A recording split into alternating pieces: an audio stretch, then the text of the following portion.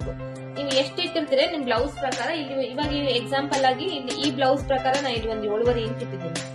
But neck deep ಬಂದು ಇಲ್ಲಿ 11 inch ಇದೆ.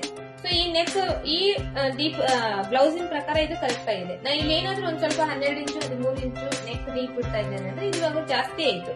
ಸೊ ಅವಾಗ ಏನ್ ಮಾಡ್ಬೇಕು, ಈ ಶೋಲ್ಡರ್ ಏನಿದೆ ಇದನ್ನ ಒಂದ್ ಅರ್ಧ ಇಂಚು ಅಥವಾ 3/4 ಇಂಚು ಇಲ್ಲಿ ಕಡಿಮೆ ಮಾಡ್ಬೇಕು. ಸೊ ಇಲ್ಲಿ ಇವಾಗ 7.5 ಇಂಚ್ ಇದೆ, ಇಲ್ಲಿ ಬಂದು ಒಂದು 6.5 ಇಂಚು ಅಥವಾ ಒಂದು 6 ಇಂಚು ಈ ತರ ಮಾರ್ಕ್ ಮಾಡ್ಬೇಕು. ಸೊ ಅವಾಗ ಇದು ಏನಾಗುತ್ತೆ, ಭುಜ ಸ್ವಲ್ಪ ಒಳಗಡೆ ಆಗುತ್ತೆ, ಒಳಗಡೆ ಆಗಿ ಇಲ್ಲಿ ಟೈಟ್ ಆಗಿ ಇಟ್ಕೊಳ್ಳುತ್ತೆ.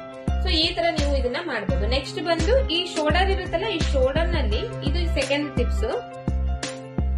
ಇದರಲ್ಲಿ ಒಂದು 1/4 ಇಂಚ್ ಬಂದು ಈ ತರ ಕ್ರಾಸ್ ಆಗಿ ಮಾರ್ಕ್ ಮಾಡ್ಕೊಡುತ್ತೆ. ಈ ತರ ಈ ನೆಕ್ ಸೈಡ್ ಒಂದ್ ಸ್ವಲ್ಪ ಕ್ರಾಸ್ ಆಗಿ ಮಾರ್ಕ್ ಮಾಡ್ಕೊಂಡಾಗ ಈ ನೆಕ್ ಅನ್ನೋದು ಭುಜದ ಮೇಲೆ ಟೈಟ್ ಆಗಿ ಕೂಡುತ್ತೆ. ಸೊ ಅವಾಗ ಕೂಡ ಶೋಲ್ಡರ್ ಡ್ರಾಪ್ ಆಗಂಗಿಲ್ಲ.